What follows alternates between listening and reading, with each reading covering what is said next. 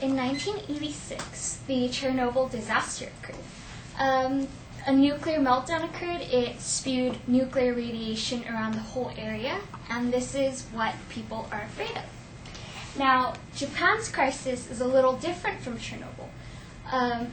People made errors in Chernobyl. They had people make stupid mistakes that occurred to this explosion, but a double earthquake and tsunami hit Japan, and this is why Japan is struggling, and the nuclear plant is pretty much it's struggling to be contained. Now, people are afraid that this radiation is going to affect them. In an article by CNN, it stated that people on the west coast of the United States were buying up potassium iodide supplements to hopefully offset the absorption of this radiation. Now, the American Medical Association says that misuse of these supplements can actually do more harm than prevent it. And people are hysteric, so they're trying to do anything to prevent any exposure to radiation. The EPA actually stated that the radiation that's coming from Japan is a trace amount and should not be worried. People should not get worried about it. Now, in my speech, I will inform you about the effects and risks and myths of nuclear radiation. I will talk about 3 points. My first point will be about how people are already subjected to different types of radiation. Number 2 is that Japan's crisis will not have a direct effect on the health of U.S. residents. And point number 3 will be that a specific amount of nuclear radiation is actually required to have a negative effect on health. Now, people probably don't realize that we're surrounded by different types of radiation every day. There's radon in homes that can affect us, x-rays if you go to the doctor, full body scanners at the airport. They all emit radiation that can potentially present a health risk. Now, there's things like fungicides, insecticides, all these pesticides in our food can linger in our bodies and have more of an effect than nuclear radiation.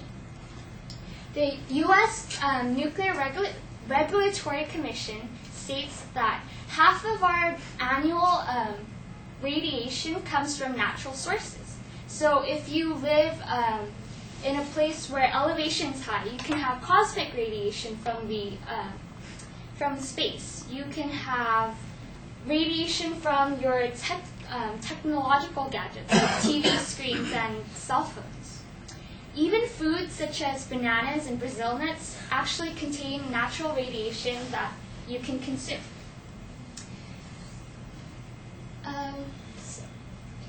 Now, people are afraid that nuclear radiation from Japan will suddenly have an effect on their bodies and make them sick.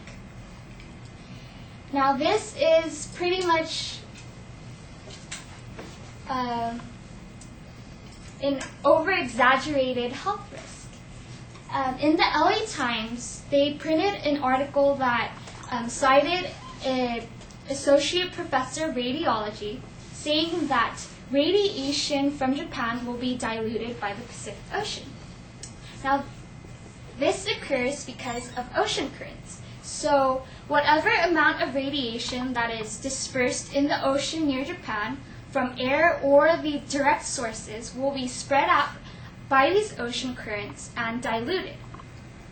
Now, iodine, which is one of the most common radioactive isotopes found in the U.S. and the surrounding areas, has a half-life of 8 days.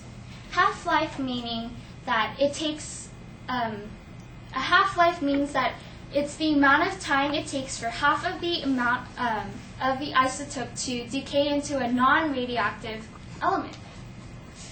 Now, this iodine is going to be non-radioactive in 8 days, which presents a minimal risk to U.S. residents. Furthermore, the USDA has halted imports from Japan, such as produce and milk products. So this is another man-made barrier to lessening the risks of radiation to U.S. residents.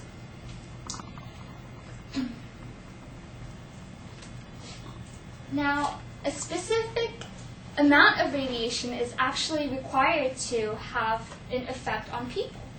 Now, in the Chernobyl disaster, for example, about 800 to 16,000 millisieverts of radiation was released. Now, most of this radiation was absorbed by the people working to contain the disaster, which led to their deaths and sicknesses. Now, the average annual dose of radiation for Americans is only 6.2 millisieverts, which is a small amount compared to the actual amount needed to have a health effect. It is actually stated that about 50% of the population will die if exposed to 3,000 to 8,500 millisieverts. So people shouldn't be too worried if it takes that much amount or that much radiation to actually have a negative effect on health. Now, Japan's crisis is not over. The plant is still struggling to get the temperature of the core and leakage of radiation. They're trying to stop it, but it's ongoing. Now, this means that no one knows how much radiation will be released in total, or if it's going to have a lasting effect on people who live outside of Japan. We will never know until this crisis stops. Now, in my speech, I informed you about the effects and myths of nuclear radiation, how we're already subjected to different types of radiation, how Japan's crisis will not have a direct impact on people who live in the United States, and how a specific amount of radiation is required to have a health effect. Now, unlike Chernobyl, Japan had a containment facility and backup plans. It is unfortunate that this crisis happened, but no one can predict the severity of natural disasters. Just because this has occurred does not mean that people should refrain from using nuclear power in the future. And